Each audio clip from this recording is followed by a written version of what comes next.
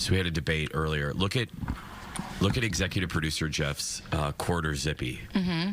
Is that gray? Is it in the blue-gray family? It's blue-gray. Blue-gray. Blue-gray? Leo, what do you think? Because you're a man of fashion. Yeah, it's blue-gray. I thought it was gray. I'm wearing it with blue. I look like a monochromatic Big Bird. That's very on trend. No, well, not the Big Bird part, but the rest. I mean, yeah. You're more Mr. Snuffleupagus. Wow. Thanks. Roll the open. Every day. Here we go. Let's make it a good day. Every day. We do it our own way. Sing it out every day. Yeah, let's make it a good day. Every day. Oh, no matter what they say. Oh, yeah, yeah. Now, here's Jason.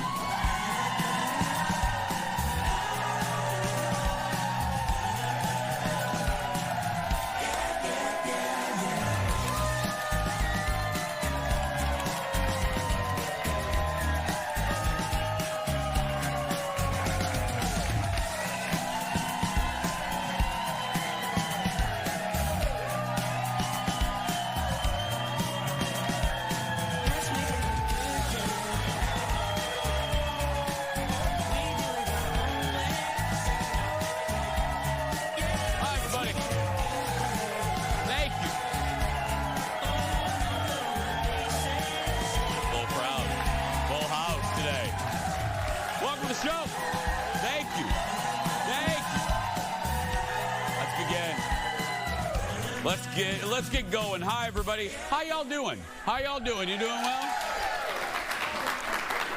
Welcome to the show. I'm Jace. First up today, a story many of you have been messaging me about. You know, usually in the monologue, I do something funny. This is just really sweet. And we've finally gotten around to it because you guys know that I own a boxer and I have a French bulldog. Well, look at this. Surveillance video shows Yogi, a French bulldog with epilepsy, having a seizure. And that's when his brother Reggie, the boxer, starts rolling Yogi around to help him. That movement helped Yogi get up and not aspirate from the seizure. So his big boxer brother literally saved his life. Yeah. Isn't that great? Yeah, thank you to everyone that sent that video to me. I've cried a couple times with that one. She saves my life every day. Give it up for Fallon, everybody.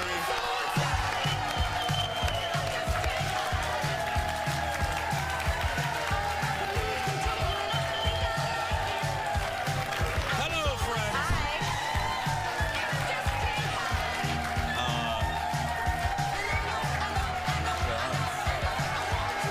Look at you. Look at you. I can see your arms today. That's right. That's for you. Look at you, Sporty Spice. Aaron Schwab picked out this dress for me and bought it for me. It's very cute. It is. TJ Maxx, what up? Yeah, I know. Yeah. It's Max for the minimum. Yeah, that's right. It is, yeah. You're a Maxinista. I always have been. Yeah. Yes. I have a very sweet little partner story to that to start your day out. A lot of you know, unless you're new to our show, I also had a boxer and a Frenchie that we lost last year. My beloved Dexter and Mr. Big. Dexter was the boxer and Mr. Big was my Frenchie. And I'll be quick with this, but that story just reminded me, and Colin and I immediately when we heard that on the news, I went, oh, it's what boxers, it's what the dogs do, because this was many years ago, my in-laws were watching Dexter and Mr. Big, and we were at Disney World, big surprise. And they have like 7 acres, and the boys would run free. They're good boys. They were good boys, and they would always come back. Well, Dexter, my boxer, wasn't coming back. And it got to be 1 hour, 2 hours, 3 hours, and finally it got dark, and my mother-in-law called me and called Colin. And I could see that Colin was talking to her, and his face changed. And I'm standing there at Disney World like, what?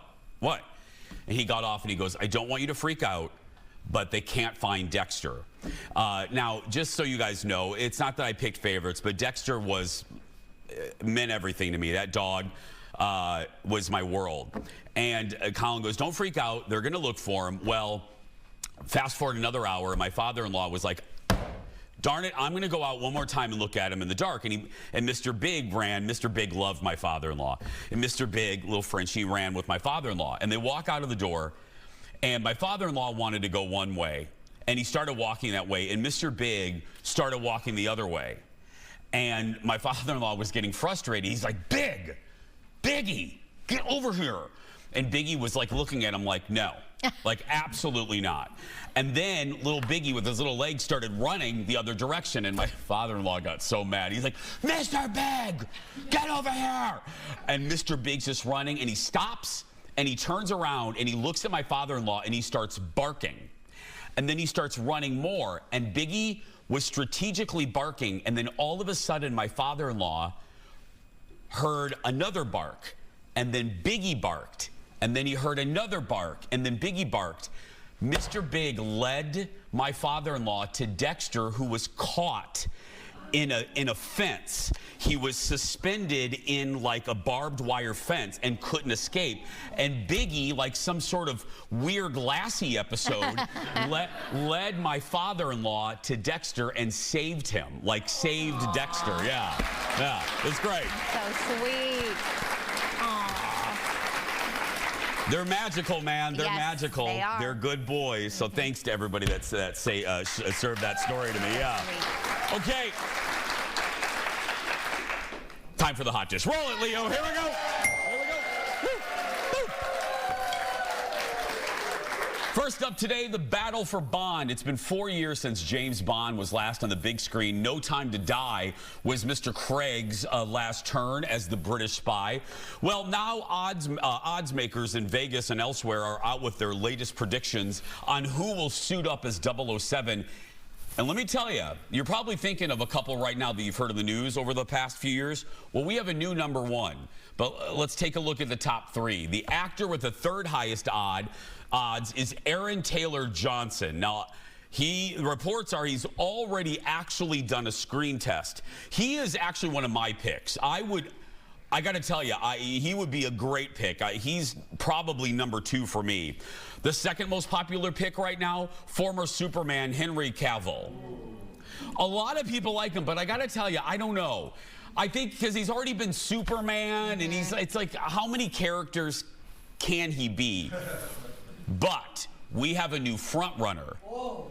Ladies and gentlemen, Theo James. Yep, he's it. We'll be right back.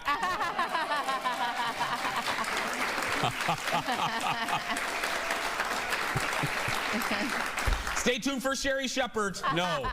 Theo James, he's 41, he's 40. Remember, he was in The White Lotus, and he's currently steaming up TV screens with cologne commercials for Dolce & Gabbana. We can't show you why, because they're 2 steps from porn. Anyway, in the commercial break, I'll show the audience. Let's just say that, yeah.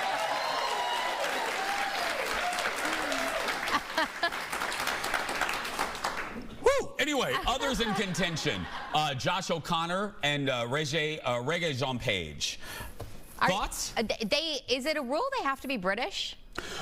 It is. I think the old producers, the Broccoli family, were very protective. Now, the Broccoli family sold it to super masculine Jeff Bezos. Okay. So now, thank you, audience. So Mr. Bezos runs it, probably a little less restrictive. Okay. But if I were in charge, come on, man. It's a British, I know Bridget Jones was done by Renee, but it's James Bond. I think he should be a British actor. I really do. I think he should. So, of the 3 front runners, who is? Obviously, Theo James is British. Yes. Are the other 2 front runners? They're all British. Okay. Yeah. Okay. Right. What do you think of Henry Cavill? Do you agree with me? Well, Henry Cavill is always, and maybe it's because he was Superman, always seemed very kind of like boring and vanilla to me. And, you know, James Bond is very charismatic, right? Yes. So, not that he's an actor, he should be able to act charismatic. But I don't know, I think, yeah, Theo James would be good. I do agree, the first guy, he would be great as well. Yeah. He's very attractive. Aaron Taylor Johnson. As well. Yeah, anybody with 3 names. You know I love a 3-named person. Yeah. Really? When I get scared on roller coasters, which we'll talk about roller coasters later, I scream 3 people names. Instead of cussing. Sarah Jessica Parker. Oh, I'm like, Hillary Rodham Clinton! Yeah. My favorite one, Jeff loves, I go, Mary Stuart Masterson! Daniel Day-Lewis! Next up, the popcorn habits of one of the biggest stars in the world is what everyone's talking about. This is so weird, everybody. Somebody recorded Tom Cruise eating popcorn, promoting the new Mission Impossible movie in London. And let's just say, dude is aggressive, eating the popcorn, and it's become a hot topic on social media and on ESPN's The Pat McAfee Show. Watch this. And in the way he eats popcorn, it's a man that's comfortable around a bag of popcorn. Yeah, exactly. He's comfortable with popcorn. I mean, there's hang time May on the lose a few kernels. Did you see any popcorn actually go into the mouth, or is he just... Don't do this. Let's watch this. I'm He's not doing doing something this. already. Have you guys never seen an alpha eat popcorn? Yeah, exactly. I guess that's Exactly. what I've never seen a human Sorry, being you've never eat seen the popcorn. biggest star on the planet eat popcorn before. Yeah, it doesn't look like us marks eating it, okay? It looks a little different. I love it.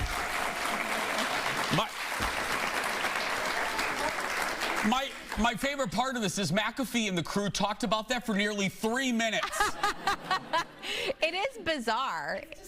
It is. Yeah. It's like, why? Also, I have everyone has a routine, right? So What's your routine? Well, as I'm walking, I do the tongue thing. Oh, yes. Yeah, because I'm disgusting, and my arms are full with my candies and my drinks and everything, and my phone, remembering where my seat is. So I do this. I don't care about my family. They can share with me. Yeah. And then once I get in, it's like a big claw machine Thank you. going in. I'm shoveling it in. Really quick, my friend Kristen taught me the oil well. Do you guys know the oil well? The oil well is a butter technique. So you know how they make you, because we have to wait on ourselves now. You know how the butter machines are now self-serve? Okay, get a straw, because you know how you just put butter on the top and then when you get to the bottom, there's no butter left? I can help you.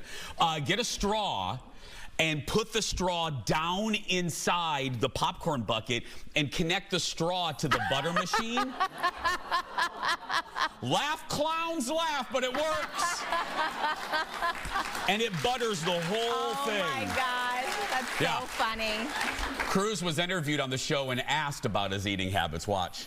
And I saw you with the people in the theater eating some popcorn. Now, this is a big journalism show, so I got to get to the bottom of it because there are questions. And now you're Tom Cruise, so you do everything a little different. I've never seen anybody eat popcorn like this. Are you actually eating popcorn, or are you full of right here, TC? I got to know. Got to know.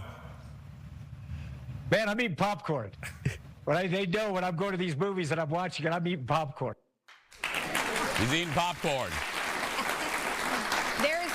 There's one more clip that came out from that, because he's going around doing screenings, and it makes me laugh. He walks in the theater, and one guy's waiting for the movie to start, and Tom Cruise is going to introduce it, and he already ate all of his popcorn, this random guy, and Tom Cruise is like, oh, you're already done with all your popcorn before the movie started, and the guy was like, well, I'll go die now because he just pointed out that I already ate all my popcorn before the movie even started.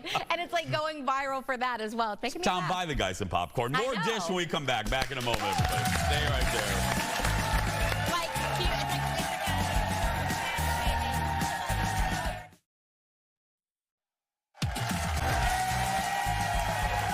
Welcome back, everybody.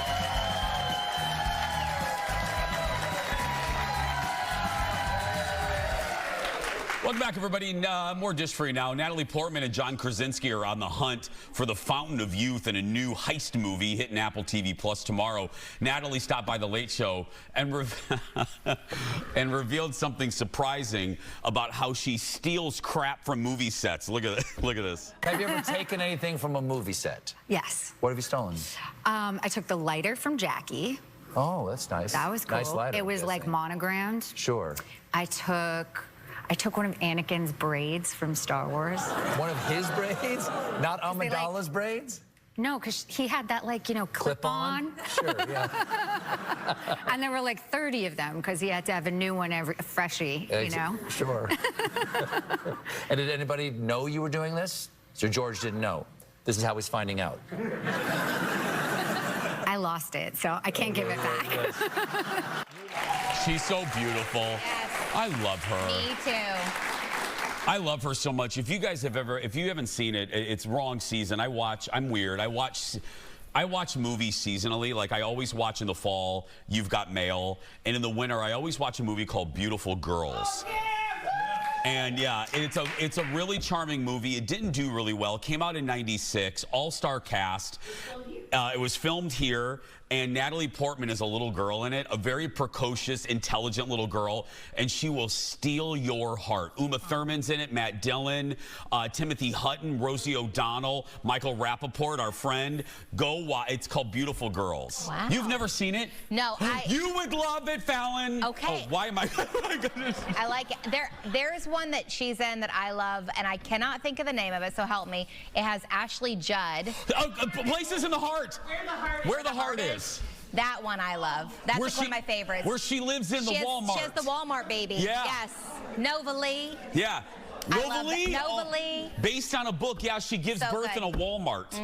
It's so good. She watches out for fallen prices. Yeah, there we go. The show is called Fountain of Youth, and it starts streaming on Friday. Staying in late night next up, The Fonz Does Diamonds. So here's the deal. Henry Winkler, who we love, was on Jimmy Kimmel Live and talked about one of the highlights of his very long career. And when was this highlight? 1976. There's one thing you've done that I think is the top of is the number one thing. Okay. I also happen to love Neil Diamond. And you were pulled on stage. I was. By Neil Diamond. I was. What year was it? Okay, I have no idea. 1976. 1976. Hot August night. Happy Days is as big as it possibly Very big. gets. I'm wearing a kind of a nice sweater, cable sweater, you know, and I'm sitting in the audience with my wife, Stacy, and all of a sudden he calls me up. We do have the clip of that moment. I don't know when the last time we saw this was, but let's take a look. Do it like the Fonz would do it. How would the Fonz sing this song? Try it.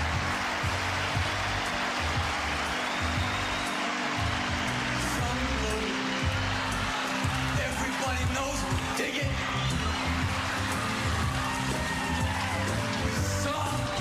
Sun blue.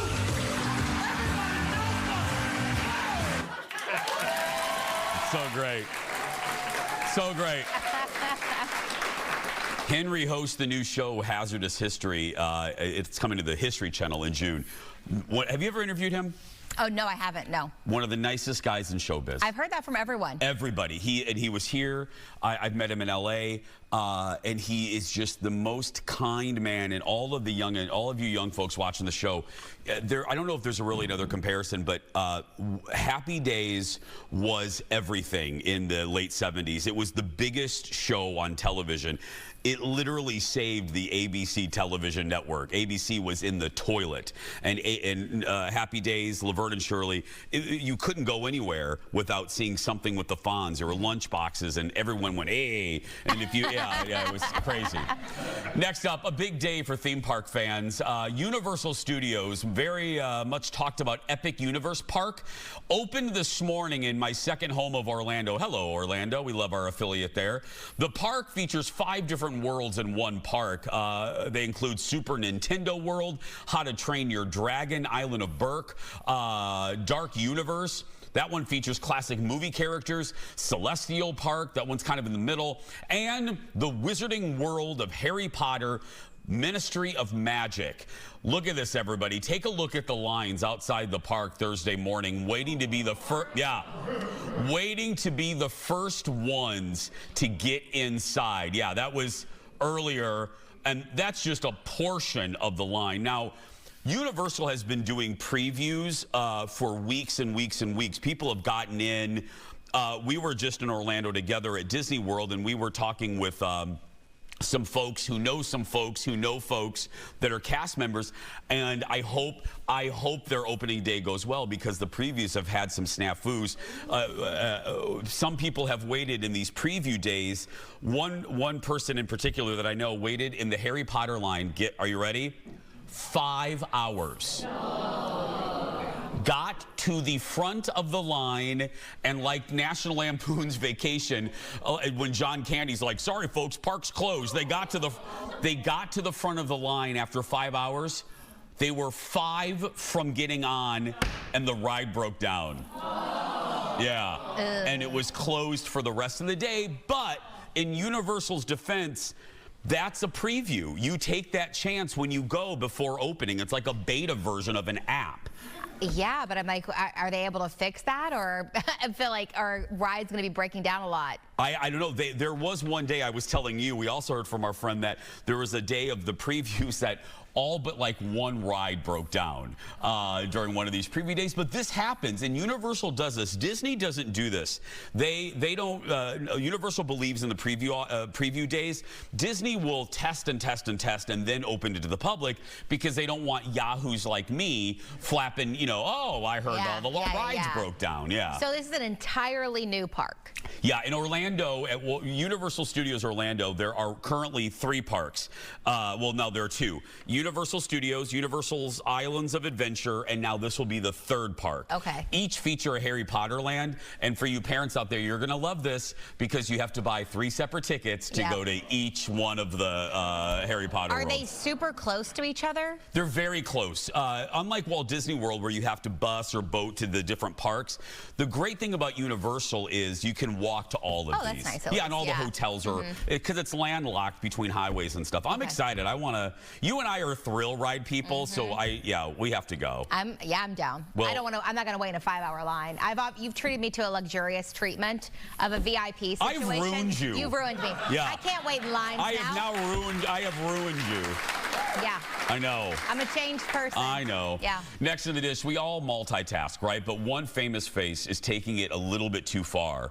A few years ago, Jessica Beil revealed that she eats while showering, saying it saves her time in the morning. She shared a few videos of her eating fruit and drinking coffee in the shower. Well, the topic... No. The topic came up again while she was on The View Wednesday. Listen to this. And I was eating the shower. I was like, I guess this is weird. I'll film that. Like, literally, that's how it happened. Not water. No, I have Just, a little ledge. Yeah. So, you know, I take a bite of... I don't do sandwiches. No. I don't do like pastries. It was fruit. It was fruit. I do you've got like standards. fruit. I have some boundaries. Yeah. Okay. Yeah. I'm not going to eat a steak in there. But you know what? I really like to drink my coffee in there. Yes, that's solid. See, And that then makes sometimes sense. other things come in, like protein bars and stuff. That makes sense. So gross. Look at Whoopi. Look at Whoopi. Whoopi seemed a little confused by the whole affair. By the way, Jessica's promoting a new show. It's called The Better Sister. Prime Video next week. How is that saving time? I don't get it. And don't you need your hands to scrub your bits? You know what I mean? I do really quick showers too. I don't know. I feel like that would just make my shower last longer. Yeah. I want to get in, get out, and a protein bar I could just eat in my car. And you know what I'm thinking? I'm not like a jerk, but I'm thinking all the water. If you had your coffee and all the water, you know, the residues. I mean, she probably has a cup, but oh, you're eating a protein bar and some zest gets on it. You know what I mean? Yeah. Some nasty Irish Spring. No. I don't know. 2 separate things. I feel like celebrities just try really hard to be like us, and then it's like, that is not like us. That is like not, no. Do you scrub your feet, or do you just, let the shower water clean your feet? I have to scrub them. I have very stinky feet. Yeah. I wear these like little flat shoes all the time that is hold in sweat, and it's just disgusting in here. I re-asked because I think BuzzFeed did a poll of people admitting that they don't ever, they just let the water, that the soapy water, that's enough to clean your feet. I'm like, no, I have to scrub my feet. I have admitted I don't often reach the center of my back. My arms don't reach anymore. And well, you're not an octopus, I know, for heaven's but my sake. mom was so repulsed for Christmas. She got me one of those like longer loofahs you can go like this with. She's like, you should be washing the center of your back. I was like, you're right. They're right. Deb's concerned about your cleanliness. She was disgusting. That's the dish. We'll be back right after this. Back in a moment, everybody. Coming up in just a little bit. Oh, I loved her the first time, and I can't wait to talk to her again. Writer, podcast host, and comedian Chelsea Devantez is back, talking about how we can take really horrible things and find a little bit of humor in them. Then, wait till you see some of the new roller coasters coming to theme parks around the country. Oop, hope you don't get motion sickness. That and more when we come back.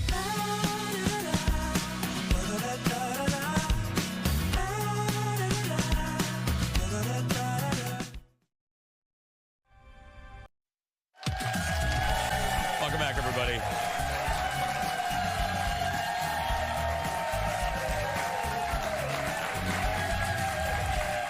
Well, I loved our first guest today so much a few months ago. I wanted to have her back because we didn't get to one of the things we wanted to talk to her about. She is known as a celebrity memoir whisperer. Chelsea Devantez is an Emmy-nominated writer, comedian, filmmaker, podcast host. She does literally it all. She also has her own memoir. This is what I was talking about. It's called I Shouldn't Be Telling You This, But I'm Going to Anyway. It came out last year, and it's all about something a lot of us can relate to: finding humor in dark situations. Audience, give it up for Chelsea Devantez, everybody. Hi, welcome back. Hi. Oh, man, I heard you saying you love roller coasters, and if you love roller coasters, read my memoir. Yeah, believe me, I know. Well, let's start. First of all, thank you for coming back. As you know, we ran out of time. We were gossiping so much about other celebrity memoirs, we didn't really get to focus on yours. So let me start there. What was the catalyst to make you make the decision to write it? It really was when I hosted my podcast. I was reading all these female celebrity memoirs, and in so many of them, they write at the end, like, writing this set me free, it changed my life. Jane Fonda said it, Dolly Parton, Brandi Carlile. And finally, I thought, I want some of what they're talking about. I would like this feeling of, you know, of just setting yourself free from all the burden and shame. And I think making art out of something really dark is one of the best ways to heal, my favorite ways to heal. And so that's what started the whole memoir process. Because Chelsea, and it's one of the great things about it, you go into some pretty, what most people would describe as pretty dark places. A few of them, highlights the wrong word, my friend, but give us a taste of some of the things that you had to survive and thrive through.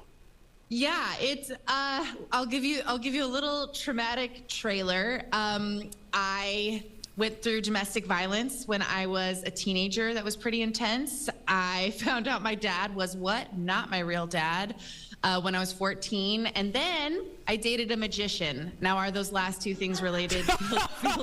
Yeah.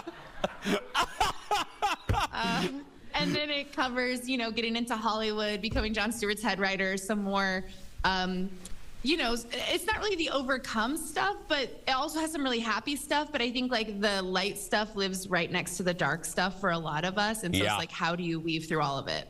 And don't you think, it sounds very Oprah, it sounds very woo-woo. You know, I even through this goofy show, I will throw in here and there, you know, I'm a survivor of abuse. I was molested by 3 different people, and I think there is a freedom in talking about it. You know, I wasn't close to my dad. I think my dad liked mowing the lawn more than he did talking to me. But it's like, in the audience, like, this is a perfect example.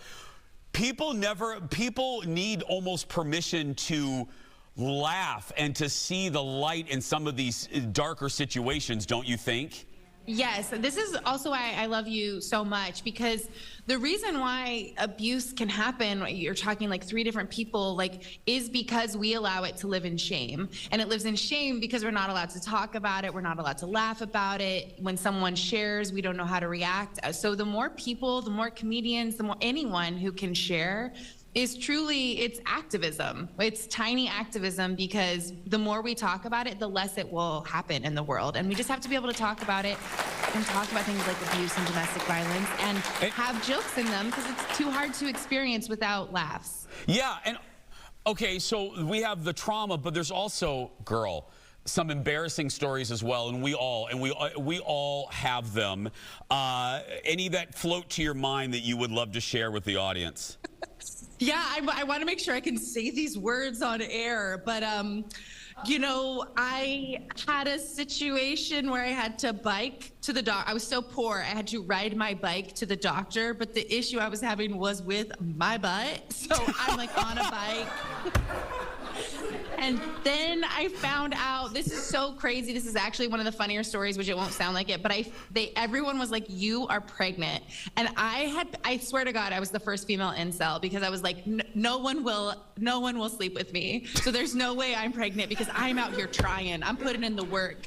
No one will sleep with me. And all these doctors were like, okay, but you're pregnant. Like, clearly you don't know what you're talking about. And it turns out I had a 7.5 pound ovarian tumor on my right ovary. It turned out to be benign, but I did look pregnant, but I knew I hadn't slept with anyone. So it was this whole medical conundrum. Oh, I thank goodness there's a commercial break because I don't even know how to respond. More with my friend when we come back. Back in a moment, everybody. Stay right there. My goodness.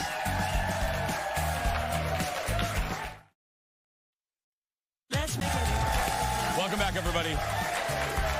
More with our guest, Chelsea Devantez. I love her so much. Okay, Chelsea, now we got to talk. I want to go back because the last time you were here, we were having such a good time because Chelsea loves a good celebrity memoir. You devour them. You got to listen to Chelsea's podcast. I want to talk about one in particular because especially for the young people that are watching, they don't know the joy of Delta Burke. And correct me if I'm wrong, Delta's was one of the first, right, Chelsea, that you read? Delta's was my very first celebrity memoir I ever read. I found it for 50 cents at a yard sale. I said, I think this is like, I got to know what this is about. It's half a style book and half a memoir. And the style stuff is like, you know, honestly really great. It taught me how to wear like a long blouse with leggings to extend the line. And I'm 16 years old, just loving it. But it also talked so much about beauty and how she was punished when she had it and she was punished for when she didn't have it. And how Hollywood, you know, ran her out of town for the crime of being a size 10. And how she made her own clothing line. And she really changed my life. And she was the first person she was the only person I wanted to talk to when I went on my book tour. And thankfully I got to do it. Yeah, oh, you did? How was it? Okay, listen. Because you know, sometimes, Chelsea, you know how it is. You build up and you want to talk to someone. Like, I want to meet Donna Mills from Knots Landing, but I think I'll pee and then pass out. So I just, you know what I mean? But so how was it when you finally did it? I cried. She cried. Mac, her husband, you can hear him in the podcast. Even if it wasn't my podcast, I would say you have to listen to this episode because of her. She is such a radiant light and has found so much joy. And yeah, we cried through the whole thing.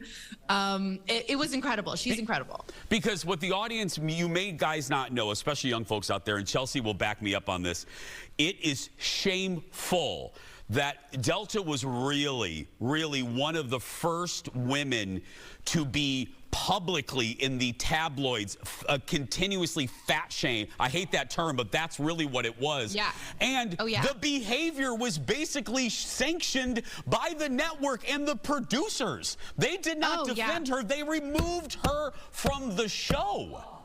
Oh yeah, they had a whole episode about it that was like Emmy winning, but they still removed her. And I have to say, when we did the interview, I talked to her about some of the wild diet methods that were prescribed to her. One of them was crystal meth. And I'm not joking. They were like, here, try crystal meth. It's a great weight loss method for the girls. And even the press, when I did the interview, picked up on that message and kind of bullied Delta again.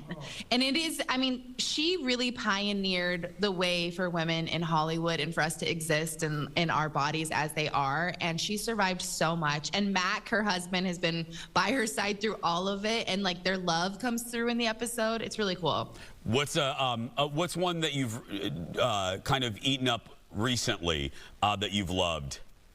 Okay, well, and a really old memoir that I tore through is Roseanne Barr's second memoir, where she talks about feminism and fighting for women's rights the whole time. It is. And then also she like works at the Bennigan's and gets trench mouth from eating off of people's plates. It is one of the craziest books I've ever read in my life. And Ina's too. Did you read Ina Garten's? Oh, I loved Ina's. Ina's was like a lovely like beach, you want to go to the beach and page through it, and she's like living in Paris and like making an apartment for Jeffrey. It was great.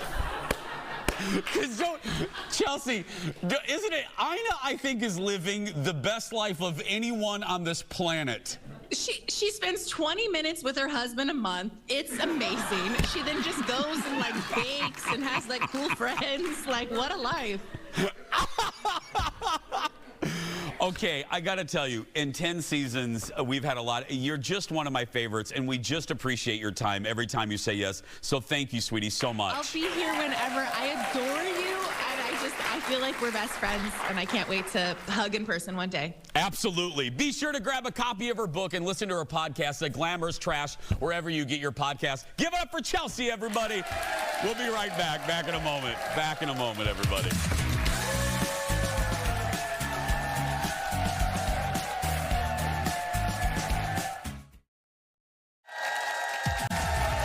Welcome back, everybody.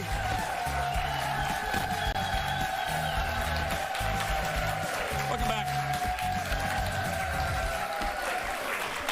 Well, earlier in the show, we talked about the opening of Universal's new Epic Universe, and the Jason Show team, you guys know this, we were just in Orlando at the Disney parks, went on countless rides. We almost lost photographer Eric. He's fine. Short hospital stay, he's better now. Yeah. This is still one of my favorite pictures. Yeah. This is still one of my favorite pictures. Fallon and producer Bjorn on Tower of Terror at Fallon praying to whoever would listen to her as she plunged to her fate. Truly, yeah. Well, Orlando isn't the only city with new ride attractions this summer. We thought you would love this. You have to see other new roller coasters that are debuting across the country. So, Fallon, are you ready? I'm ready. Here we go. We're going to start in one of my favorite parks in the country, Cedar Point in Ohio. Look at this, everybody. This is Siren's Cursed. It's the... Oh, my gosh. This is obviously an animatronic of what it's going to do. It's the first tilt coaster in the U.S. hitting the top, then tilting forward like a seesaw before dropping. Okay, I would do it. Would you? Oh, I would do it.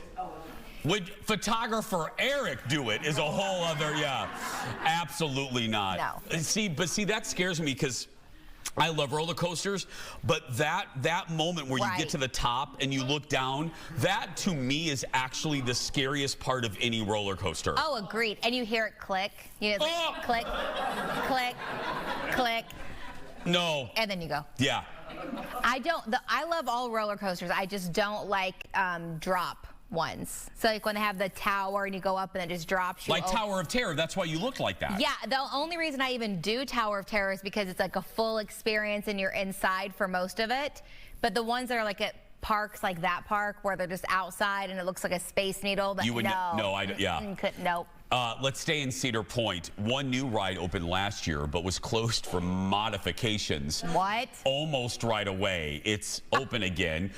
This is the Top Thrill 2, the world's tallest and fastest triple launch coaster. It features speeds up to 120 miles per hour. What if a bug hits your face? Yeah, 3 separate launches. What if a bug hits your face? At 100 miles an hour. Wait. You're gonna have a hole in your face. Hold on. So in your single ride, you're launched 3 times, or 3 can launch at the same time? No, 3 separate launches within the ride, meaning it launches you probably at the beginning, then during the ride it probably slows down and then relaunches you and then relaunches again. I'm down for this one. I love a launch though. I love like the roller coaster when you were explaining Guardians and it like sends you backwards 60 miles. That's why I always loved Rock and Roller Coaster at Hollywood, because I love that it just shot you off immediately. Oh, I love that. Yeah. And Cedar Point, by the way, before we move on from Cedar Point, have you ever been? No. It's next to our home state. Yeah. Cedar Point is one of the best amusement parks in the country. We should go sometime. I don't know. I've been to like the 3 parks around me. There was Kentucky Kingdom, Holiday World, and in Ohio it was Kings Island. Kings Island. Those are the 3 I've been to. Kings Island and Cedar Point very similar. Okay. Let's move to Illinois and Six Flags Great America. You're looking at the Wrath of Rakshasa. Yep. Rakshasa. Yeah. It opens. No! Look at that. Wait, it stops? It stops. The disrespect. It opens this summer, called the steepest dive coaster in the world. A cliffhanger holds riders, and it makes riders stare straight down for a period of time before dropping them. Oh, man. I might have a problem with this one. Okay. I think the looking down and your body, leaning forward on the that would freak me out. Oh, yeah. On the harness. Yeah, it would definitely freak you out. Yeah. Virginia is the home to King's Dominion Park. You're looking right now at their new coaster called the Raptira. It's considered the world's tallest and longest launched wing coaster. What that means is there are seats on both sides of the track, and it goes from 0 to 65 in 4 seconds. Okay. I'm down with this one, too. Look at that. Yes. Yep. Sign me up for that one. I would do it. I would do it. Why not? I would do that one, too. We have one more for you. Let's go to Six Flags over Georgia. Their new coaster is the Georgia Gold Rusher. Riders sit in a free... I don't want the spinning. No. That is a free spinning gondola that goes through twists and turns as it goes through the track. No. I don't like spinning. No, once you hit a certain age, your body doesn't recover from spinning. It just doesn't. And did you know, you ever wonder why you can't do spinny rides? I heard this, I don't know if it's true. You lose, there's a liquid in your head. Oh, no. And in your skull. Yes. So as you're spinning, your little brain moves around a lot more. I can see that. That's the very untechnical term, but I think, yeah. Okay. I believe it. Why not? Now that we're all motion sickness, we'll be right back. There we go. We'll be right back. A little motion sick, I should say. I would do all those. Happy birthday to everyone celebrating at our birthday club. They get the sash thanks to our partner, Home Furniture. If you want to be a part of the club, go to eventbrite.com or the Eventbrite app. And come see us. We'll give you a few days before and after to celebrate your birthday, and you can be in the club. The club. We've asked him to stop saying that, and he will not. I don't listen. No. This looks, Aaron Schwab did a good job with your outfit. You look you look adorable. Thank you. Yeah. I like you. Thank you. They had blue as well. We've been talking about we should each get a chance to dress you each day of a week. Yes. We'll be right back.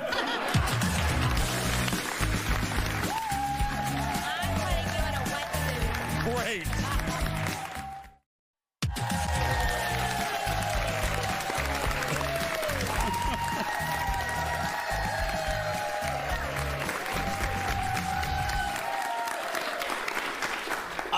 Does Olive, you're talking about the Tom Cruise popcorn thing, does she enjoy popcorn? Is she like you with just, Oh, she loves popcorn. Really? Yeah. She loves it. We usually her little kids pack, has some kind of overly sugary drink, some kind of overly sugary candy and popcorn. She goes to town. She loves it. Yeah. Yeah, I'm with you. I just shovel it in my mouth. Absolutely. The whole one piece thing, no. And I'm like a horse. Yeah. I just put it, I do only eat the top 1/4 of the package, though. That's all I eat. I can't go the full amount. It depends. If I get a small bag, I can knock that out. Oh, I could demolish that. But I usually get a candy too, so that's why, yeah. Chocolate or do you? Chocolate. Peanut butter M&Ms are my favorite. See, I like a milk dud. It ruins your teeth, but I like a milk dud, yeah. Hey, tomorrow, Cuteness Overload. Safari North is back with adorable baby animals live in our studio. Yeah, it's going to be great. That's tomorrow. Sorry, no animals today. I apologize. But that's going to do it for us. If you are watching and you are a kid that is being bullied, you go out there and be yourself, because nobody can tell you you're doing it wrong. Thanks to this amazing audience today. Thanks to you. We'll see you tomorrow. Go have a good day, everybody. Bye-bye. Now we'll popcorn and now I know. Now I'm snack